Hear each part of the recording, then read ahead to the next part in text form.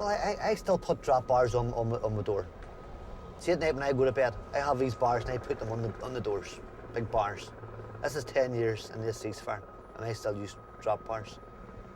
Because we've always used drop bars. You've always, before you went to bed, you always put your bars on the doors and make sure all the bolts are on and stuff like that, in case they try to smash the doors in the middle of the night, which would be one of our tactics, you know. While you're sleeping in bed, you see to smash the door in and run in and shoot the house up, you know. So 10 years later, I'm still putting drop bars on. And it's not because I'm a nervous wreck or I'm unstable. It's just it was a way of life for so long. And as I said, I don't still trust loyalists, you know, because that's the way it is, you know.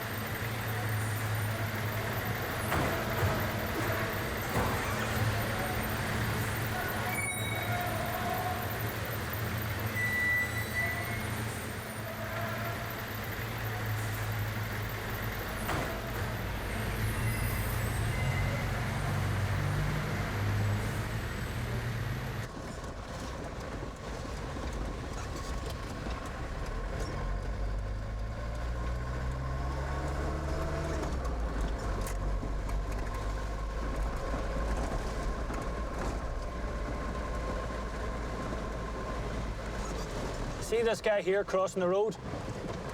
See him, Elizabeth? See that fella there? See that lad there, look?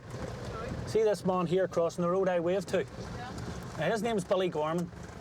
He was arrested in 1979 and charged with the murder of a policeman when he was 14 years of age. He served 16 years in prison, and it was proven that himself and his brother-in-law, who also was charged with him, were innocent. He didn't do it.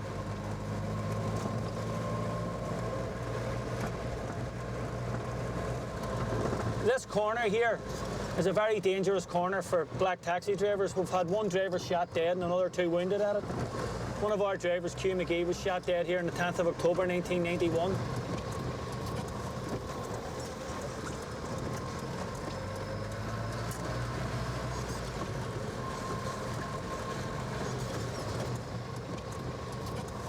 We are now in a Catholic nationalist area.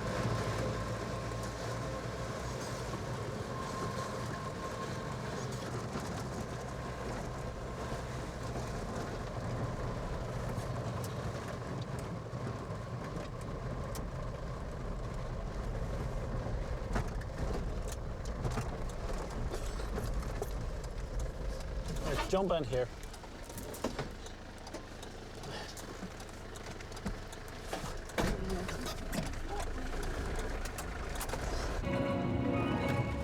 Loyalist terrorists are being blamed for this morning's murder and attempted murder in North Belfast. A 19-year-old man was shot dead in a house in Duvarren Crescent, and another man was critically injured in a gun attack on the Crumlin Road. Loyalist sources say neither man was a member of any paramilitary organisation.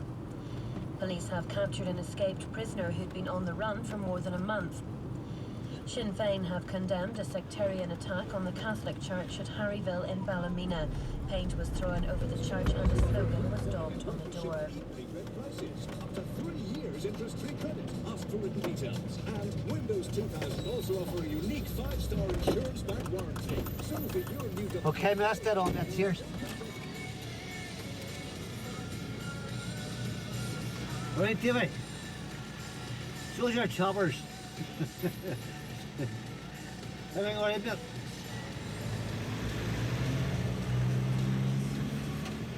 You see, before the ceasefires, see all these roads here? You always had permanent roadblocks. The army would have had roadblocks up. They would have had a couple of vehicles parked up and they'd have had a lane of traffic. They'd have slowed all the traffic down and they would have searched the cars, and if they spotted particular people, they pulled the car over and got them out of the car and body searched them and harassed them. In a lot of cases, they made you take your shoes off in the street. Tried to make you open your mouth.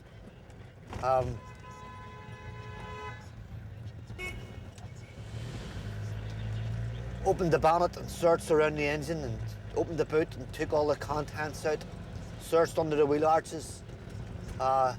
In some cases, they would bring dogs in and put the dogs in and let them sniff around for explosives, traces of explosives. You know, just been a nuisance more than anything, you know. But what was actually happening was that you had a lot of collusion, right? You had informal collusion and you had formal collusion, where you had members of the state military apparatus working with loyalist death squads from these areas here. Where in the past, the British would have done a lot of their shoot to kills themselves, a lot of assassinations themselves, but this in turn was bad publicity framings and bad propaganda. So what they did was they used loyalists as proxy killers for them.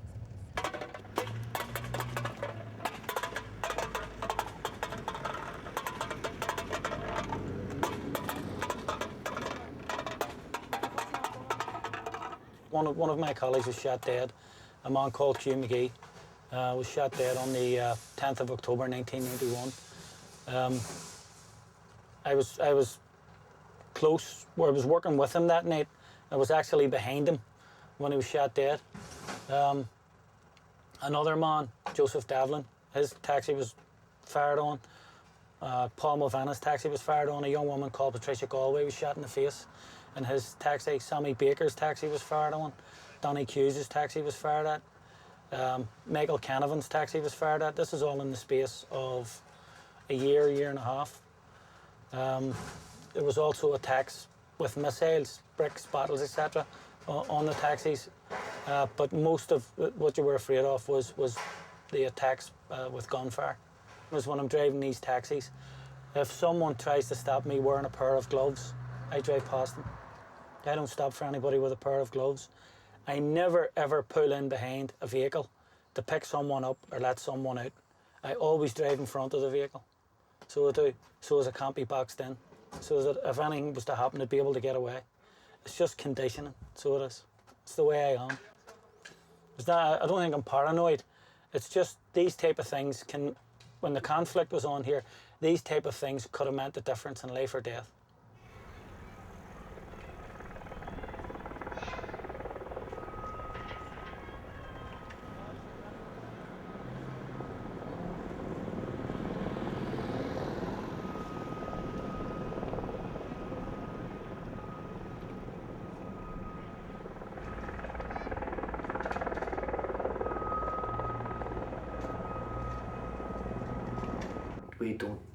We don't venture outside our own routes.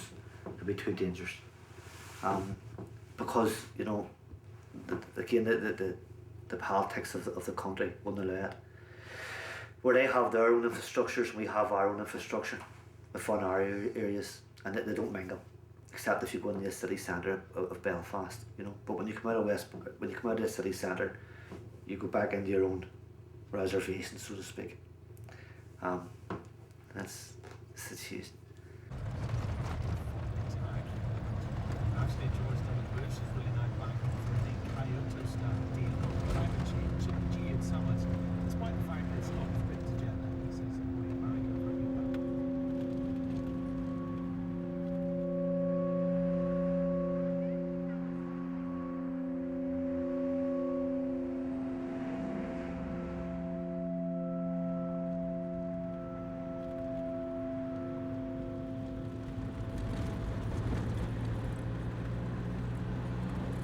Now, believe it or not, you see a cemetery, a local, say, the Protestants are buried down here and the Catholics are built at the top half. Now, you have to remember that the Protestants controlled it. All the different institutions and government throughout the north.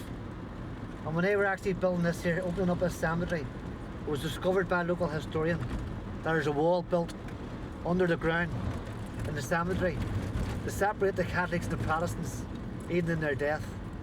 You know,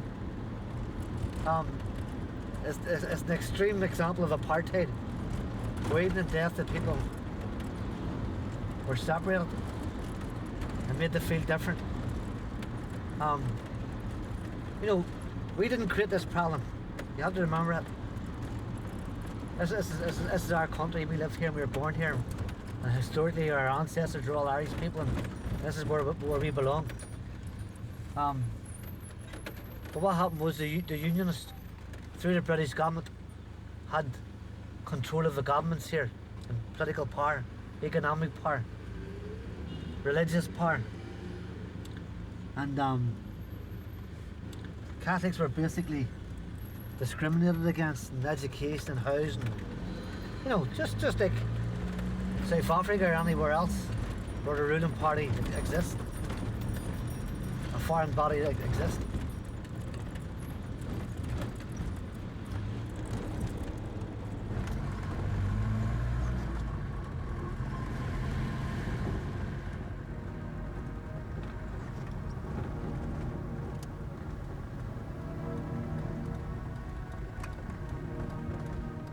This whole state was founded on the whole notion that Catholics were second-class citizens. For example, my father worked in the docks, and there were two types of dock. So there was the low dock and the high dock, and my father worked in the low dock, and the ships that come in, they come in, it was the international ships that come in, so you weren't sure when they'd be coming in, so he was only employed when ships were there to unload, and it was all Catholics worked there. On the high dock, it was where the ferries come in, and they come in every day, 2 or 3 times a day, from Liverpool, Ardrossan, Stranraer and Glasgow. So the people that worked in that dock were always assured of a job, they were always assured of employment, and they were all Protestants, so they were. So you had that type of discrimination even within the docks, where Catholics were casual and the Protestants had permanent jobs.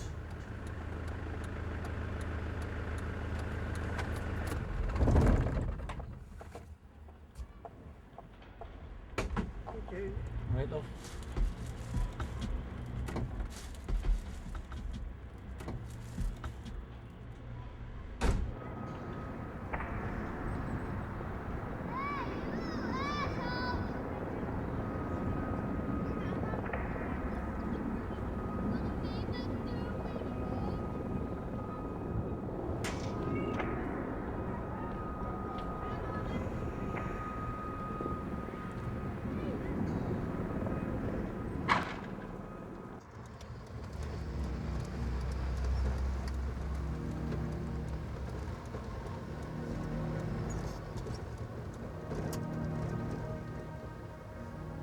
And then 1969 came along, the civil rights movement had been set up in 1968. And on the 2nd of August 1969, a Protestant march attempted to come into this area, and they actually attacked the area with the help of the police force. Many people who were arrested, beaten, and Paddy Corey was beaten and he died. He died several weeks later of his injuries. And I watched the police beating this man who I had seen was, you know, I didn't know him, I'd never spoken to the man, but he seemed to be a quiet, inoffensive person. And it was this systematic manner of the way they beat him to death, because I can recall it, watching it and being stunned. It was so systematic. It wasn't a frenzied attack, it was methodical, the way they beat the man. And I just looked at it and I thought to myself, this isn't the way police behave. You know, this shouldn't be happening. And I began to ask questions, and then within relatively short time, within a couple of months, it had become clear the nature of the state and what the state would do to suppress Catholics. And that's when you could say I became radicalised at the age of 13, just turning 14.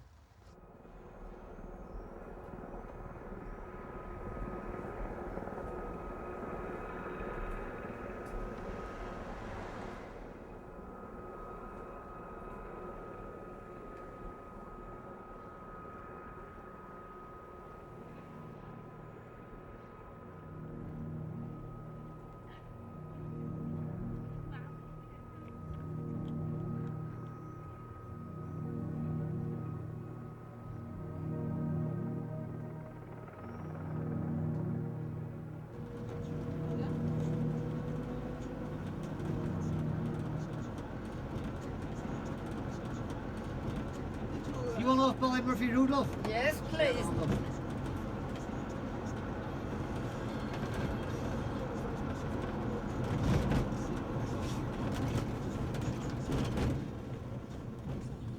There you are, love. Sure, Rudolph, you okay? Go ahead, love.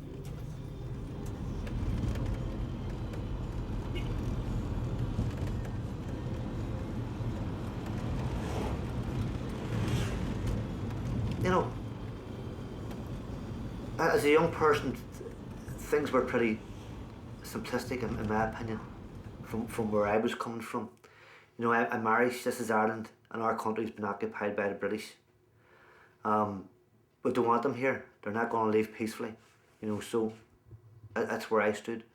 There was no big moral decision about, you know, could I accept hurting or killing British soldiers. That wasn't a problem. I don't mean that flippantly, because, you know, it's not nice to kill people, it's not nice to maim people. But when you're in a war situation, you're left with no alternative. You know, people have been fighting wars for years and years and years throughout the world. And sometimes it's the only method to bring about moral change, you know. So I had no big moral decision to make about joining the IRA. Let's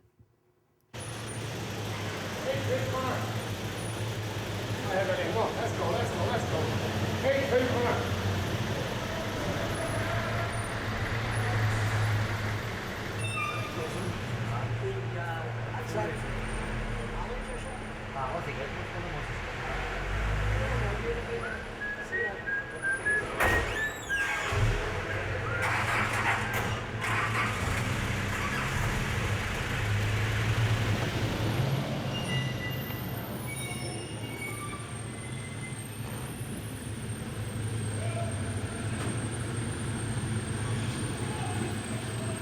I had never heard of the IRA. Well, I'd heard of the IRA, you'd heard of the songs, people were singing songs. After the pogroms in 1969, the IRA began to reorganise. Before the pogroms, the IRA were a dead organisation, they were moribund. After the pogroms occurred, the IRA began to reorganise and it began to retrain and recruit. In the area that I lived in, there would have been 2 old IRA men before August 1969. After August 69, people were flocking to join the IRA. They had so many people flocking to join it that they had to stop recruiting. And I remember one time, and it was a Saturday afternoon, must have been about September 1969. It was me and some of my friends were playing football, and there was an attempted incursion by loyalists into the area that we lived in, and these guys ran past us with guns, and it was the first time ever I had saw, you know, people, civilians with guns, and it was 3 civilians ran past me. I knew them very, very well. I didn't have masks on. There were men that came from the area and they ran past us with guns, and we sort of stopped and went, Jesus. And their whole thing was they were so nonchalant. It was, go ahead, just continue playing there, boys, it'll be okay, you know. And you were sort of reassured by this, that you weren't going to be attacked, and that if you were going to be attacked, that there was someone there to defend you. And this was the IRA. The IRA basically started out after 1969 as the defenders of the nationalist population.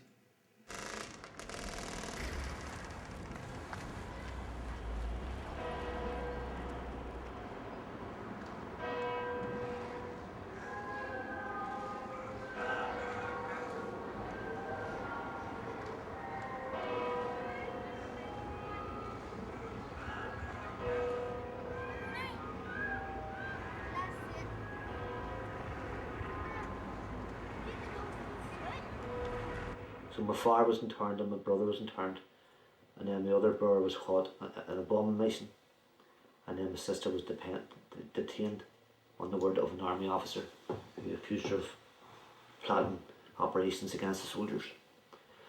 So like in a very short time suddenly there was 4 beds emptied, there was 4 missing, you know what I mean? And I always remember that because my mother would have been visiting these jails pretty regular. It was a very, very hard time for her, you know. But at the time, there was a very, very high level of IRA activity. You know, there were, at that time, a lot of gun battles on a regular basis between the IRA and the British Army. And they basically lay on the ground. They slept up for ages on the ground. That's probably been on for years, you know. And I remember my sister had a child, Gerald, and he would have been the first nephew, and he actually slept in, they'd take a drawer out, a chest of drawers, he actually slept in the drawer, not in the chest but on the ground, you know what I mean? That was like his wee cat, you know, so you always below window level, you know what I mean, because the chances of a stray bullet. You know, that's you just naturally want the bed on the floor. We didn't use the beds, it's too dangerous.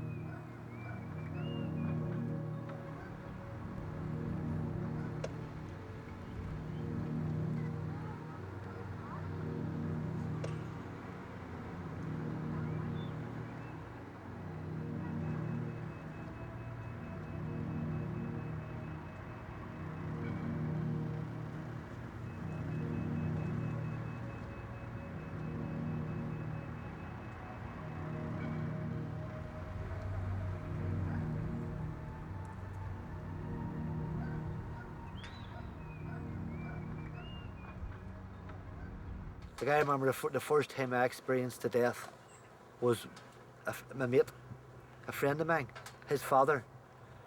This was back about 1970, and he used to travel through a Protestant area, coming home from work on the bus. Well, the Lord had stopped the bus, and they went on the bus and picked him out and shot him dead. And that was really, to us, we were young at the time, 9 or 10. And that was a shock to us. It's something so brutal. Because having the fact on us so close, you know. Where you hear things, it's abstract, you know what I mean? But that was my first time ever I experienced somebody being killed, you know. And I remember he stayed in our house that night and the family were crying and it was a big dramatic situation for them, you know. That was one of my earliest memories. And then there was another time when we were children as well. The IRA executed an informer, a person who was informing. And we were children and we were sitting like in a field like this, and we had a wee fire going and we were playing about, you know. The next minute a van stopped about 20 yards from us and we heard the shooting. And we looked around, you know, and the body was kicked out of the van was the guy's hands were tied behind his back, and his feet were tied, and he had a hood on his head, and he's shot all blood like, and they kicked him out, and the van spun off, you know, and that was like, that was frightening too, you know, as a child, and this was all very, very early, but as time went on, there was more killings, there was more experiences, and you know, you end up you adapted to what was going on, you know.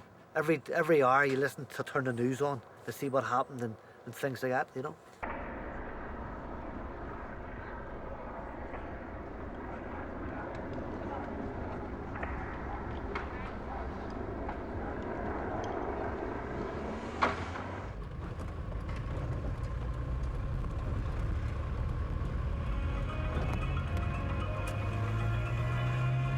It's 2 o'clock, the news with Anne Dawson. A standoff is continuing between Orange men and nationalist residents in the village of Dunloy. Riot police are there and a road has been blocked by protesters. Julian O'Neill is at the scene. An articulated lorry trailer is still blocking the route into Dunloy. More than 100 nationalist residents have gathered on the road behind it. Loyalists have over 3,000 parades throughout the year here, and only a few of them are contentious. Only a few of them are contentious, and these are loyalist parades that want to march through Catholic areas. And nationalists feel that where a loyalist parade isn't wanted, it shouldn't go, especially through nationalist areas. Now, they have been calling for dialogue with the Orange Order, which is the body that's responsible for most of the parades. The Orange Order will not go into dialogue with nationalist residents. Now, in this area, because there has been violence at the last number of Orange parades, residents from here put a compromise to the Orange Order, which was that the Orange March should be allowed to march freely down at 8 o'clock in the morning without let or hindrance. But it's not so much the Orange March. Well, it is the Orange March because of what the Orange Order stands for. It's an anti-Catholic organisation. It's very, very triumphalist. And what they are about is they are celebrating the ascendancy of Protestantism within Ireland and the subjugation of Catholicism. That is what they are commemorating every year. So what the local people put forward as a compromise was that the Orange Order should be allowed to walk down on the 12th of July morning, without let or hindrance. But that at night, when the parade was over, that they should get into buses and drive up, to drive back to their homes.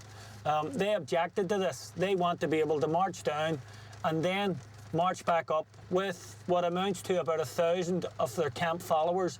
These are people who will be drunk, they will be rowdy, and they will be violent. So they will be insulting to their Catholic neighbours. So what they wanted, what the locals suggested was that they be bussed up, you know, to avoid confrontation. The Orange Order rejected this, and the Parades Commission rejected it. They rejected a compromise.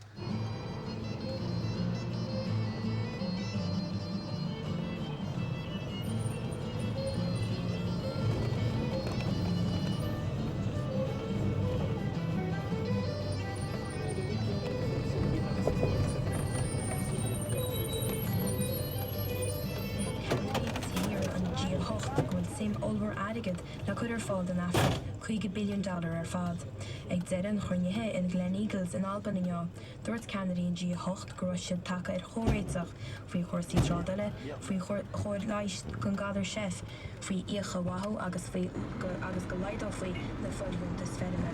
Tá sé rásí John Dillon óchtúrán go chum na bhéirimóí go mbeadh troch féachar ag turadh chruinnithe an G8 ar income na bhéirimóí sa tír seo. Agus an aimsin be sé scamach cináltacht. Glána sé sa chud is mú an síle mórdach ach be sé ceomhrannach ar chós daoinéair agus a dúsceart na síide sinna bhfuil a phríomhscealt.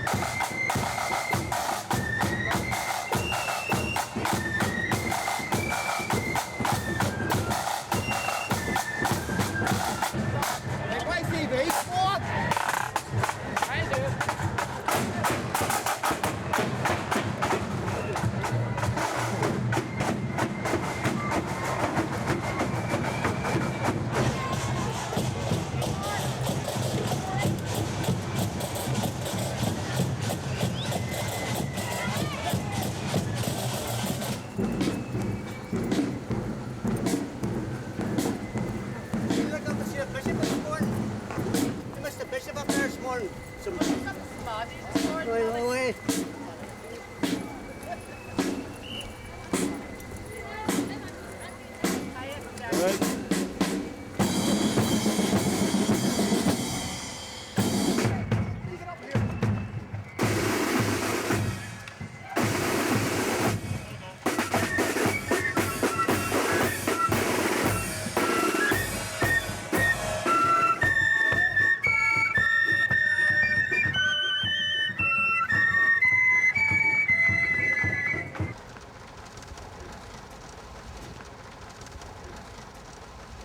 Right, we'll go now.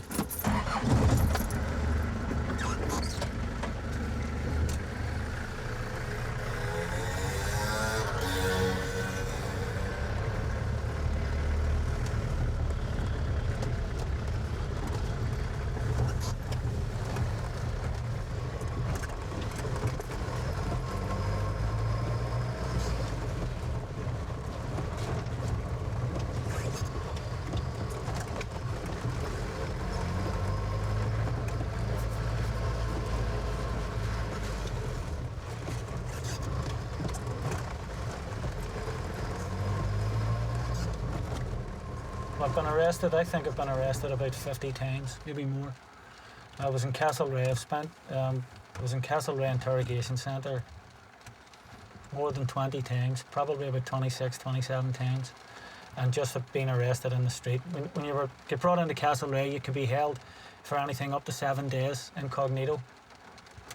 But what the British Army could arrest you in the street and hold you for 4 hours. At a time. They could arrest you, bring you into their barracks and interrogate you for 4 hours, and then they either had to hand you over to the police or release you. And I must have been arrested 40, 50 times by the British Army, just being lifted in the street. 11 minutes to 2, good afternoon. City Beat, my request, you choose the songs that Belfast listens to. Thank you for all your requests today. You keep the show going. What to get on this week?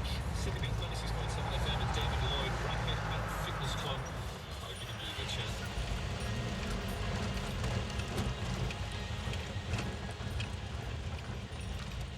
But the day we were arrested, it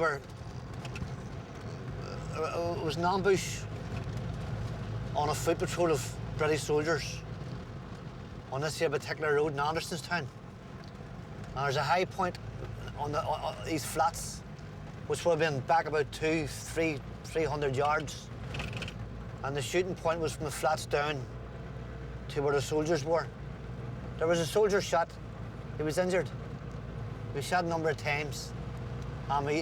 Fortunately for him, he survived it. He didn't die.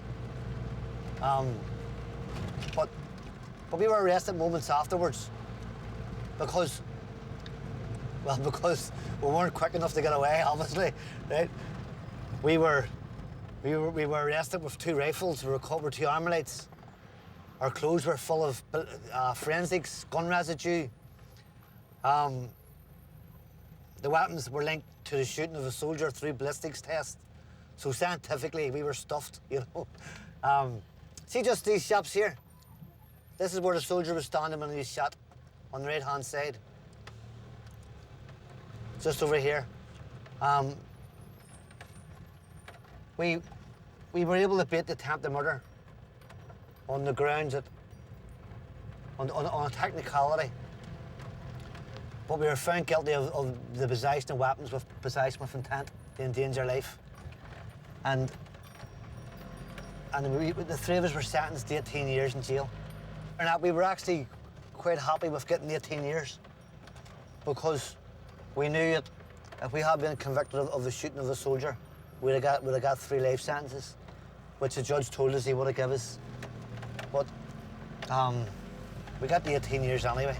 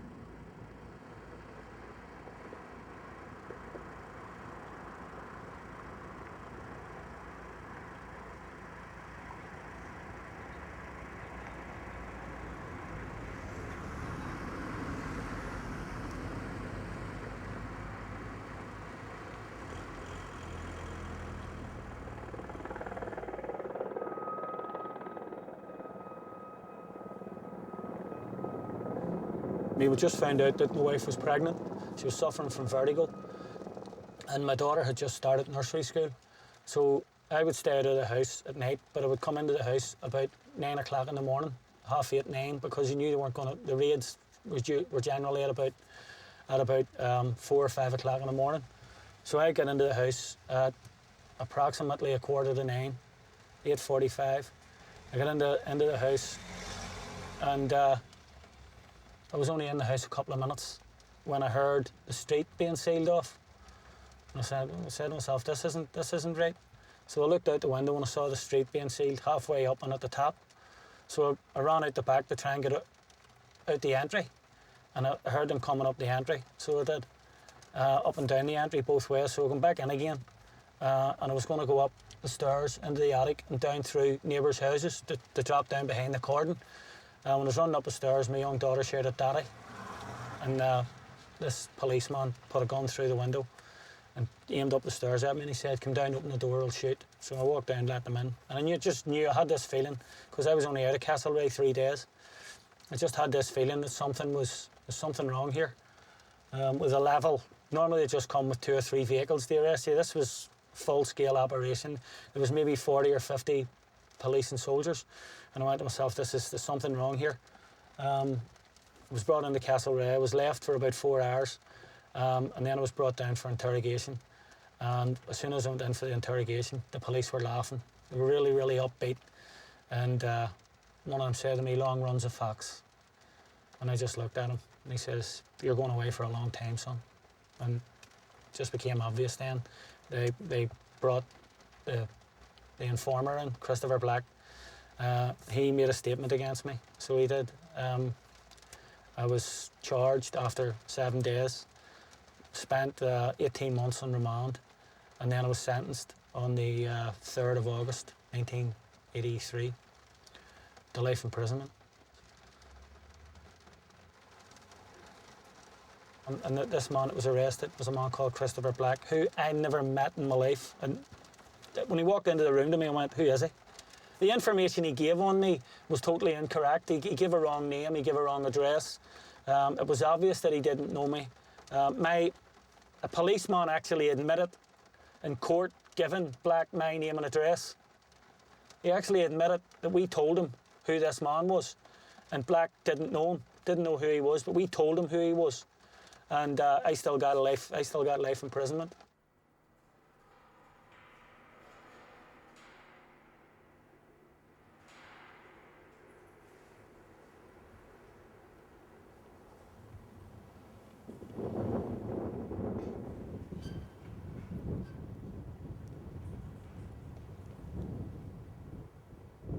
At first it's a shock, so it is, when the prospect of life imprisonment, of not seeing your children growing up, of not being with your partner.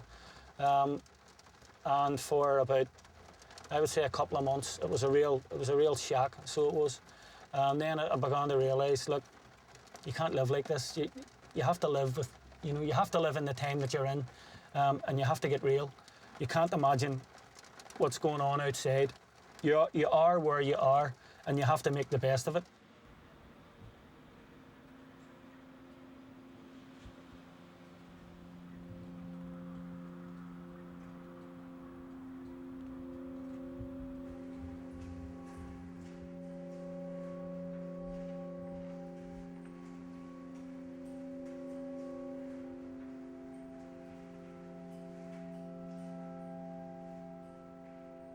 But Maggie Thatcher says, she was the Prime Minister of England, and she made the statement that the H blocks were built as a knacker's yard for the IRA. In other words, they built these H blocks to break the IRA, And she believed, and the British government believed, that if they could break the prisoners, right, it would make people think twice outside about joining the IRA, because nobody wants to go up on the H blocks, you see? And the H blocks were brutal. They were notorious, to the stage where 10 men died in a hunger strike, because the conditions were brutal, and the prisoners couldn't do nothing because they're locked up in their cells, that they had to go on a hunger strike to make changes. 10 men had to die. Not one. You think they would have made concessions after one man dying, or 2 or 3 or 4, But it took 10 men to die for the Brits to make change.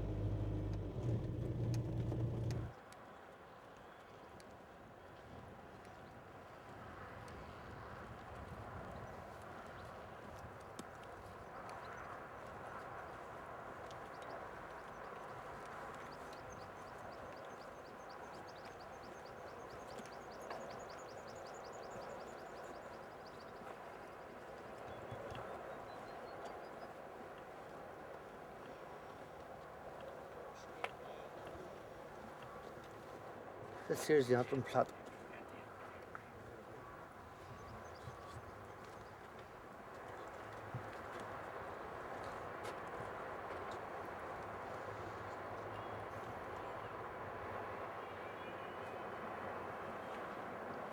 These are all Republicans who've been killed or hanged or executed by the British from the Antrim area, County Antrim.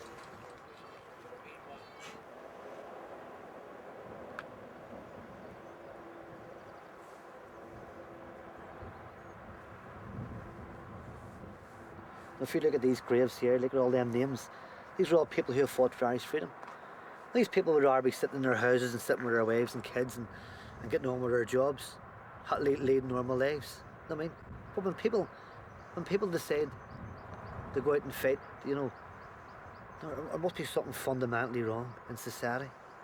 And when people make a conscious decision, they get involved in conflict, when they could avoid it, when they can turn the other cheek. But when people like us put their lives on the line and die, you know, and thousands of others who didn't die and went to prisons and just fought against the British, whether it's military or politically.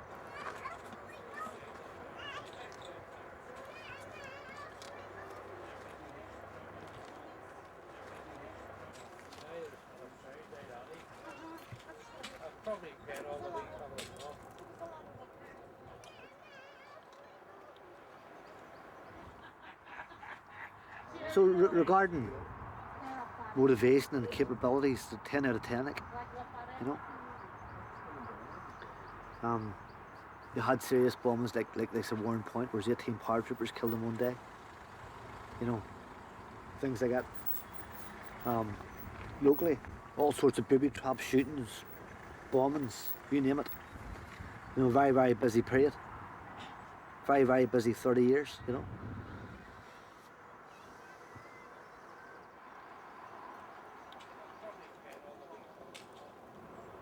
But we knew we weren't going to get a military victory. Do you understand what I mean? But the effort was there. You know, the sustainment was there. And the motivation was there as well. To keep the Guerrilla War going at a very, very high temperature, you know. He's got your camera, girl.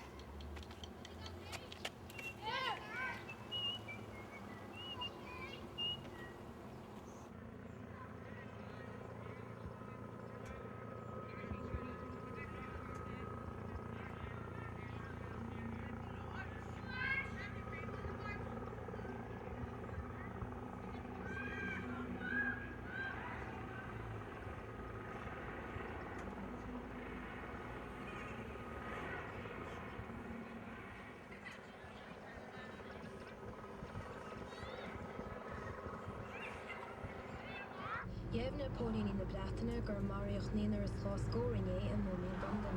Gurteachos Kin Shachke dinner fad agus Takur Laisha Hoda Kate Akub Shoot Fulohid in Hospital Cabrach. V Faris Ma Colin gun in the Galliva Expanis Akala gun the Weo in the mask shoot the Gurteach against the place. Gurteach Willie John Walsh as Ma Colin, where we share friend we have a Liverpool Street, Alexandgate Street, Kosha Fishkin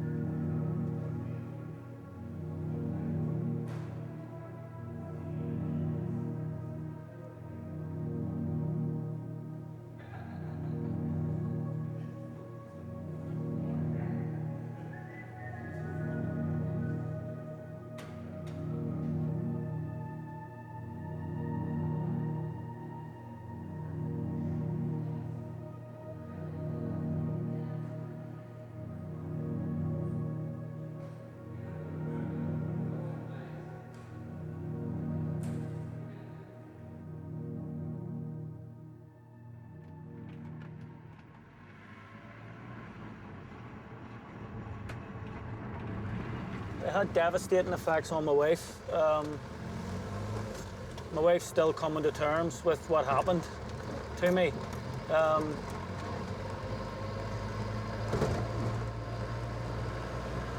Myself, no, I'm philosophical about it, so yeah. But my wife has found it very hard to cope with it. So she has, even to this day.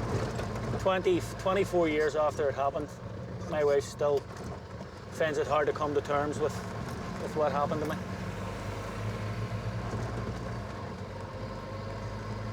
I think the two older children understand because it affected them so much. So I felt I had a lot of explaining to do to explain the position that I took. And they understand it, and I think that both of them respect me for it. They probably know that what I did cost them a lot of their childhood and that they didn't grow up with a father. But I think they are mature enough to realise that that I felt that I was doing the right thing and that I wasn't acting for myself. I was acting for something that was more greater and tangible in the wider scheme of things.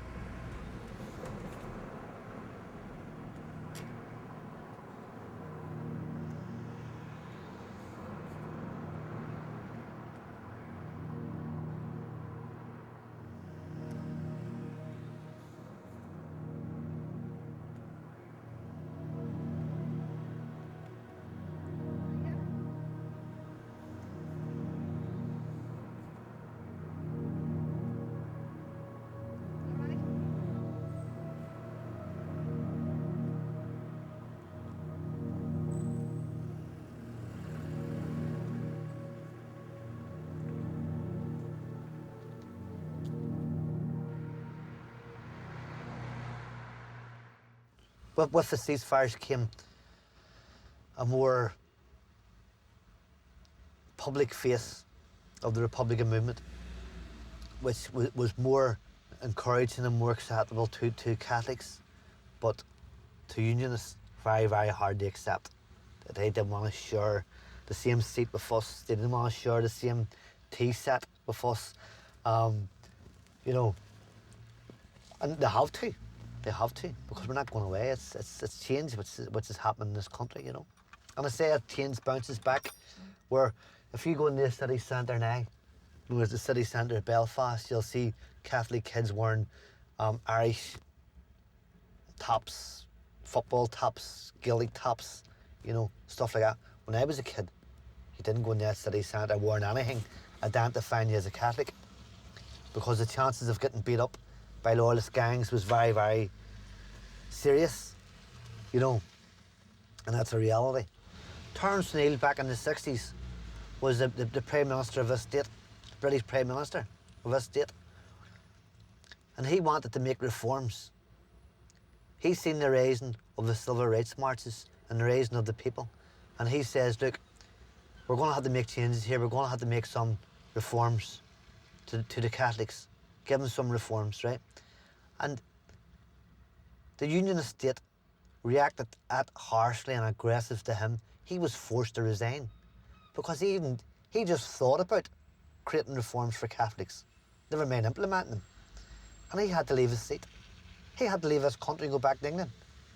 You know, that there's how much hatred and bitter the Unionist state was here in this country. And a government minister couldn't even suggest making reforms. You understand where we're coming from? So, if that's how they behaved to him, think back what it was like for us. You know, to knock on the door and say, we want reforms. To hit you with a bat in the face.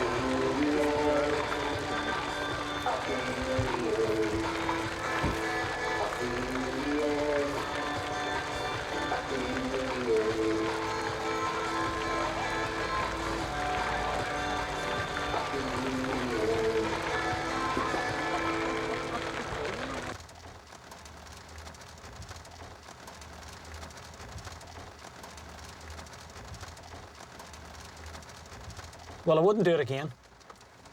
I wouldn't do it again. No. Because the aims were unachievable.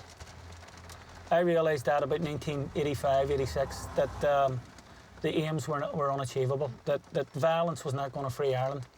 And an awful lot of people had to, I'm not saying they had to die, but an awful lot of people died for us to be where we are now. I'm talking about, not talking about Republicans, I'm talking about the whole of the north of Ireland. And it's a terrible pity and a terrible shame.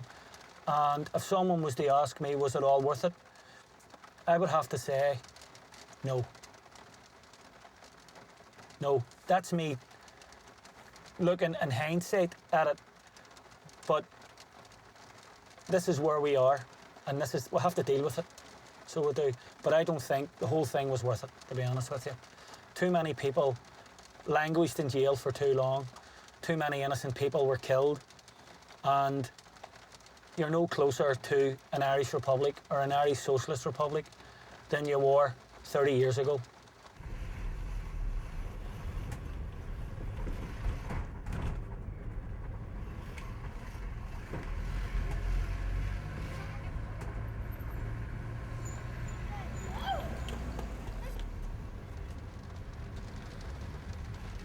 If you can't convince these people to go into United Ireland, then there's going to have to be some form of accommodation with them. We can't defeat them, they can't defeat us, and if that's the case, then you have to look for a way out. And I don't see a United Ireland in my lifetime. But I'm not disappointed about that. I think if we have equality here, and we're treated with full equality, then for me that would amount to a United Ireland.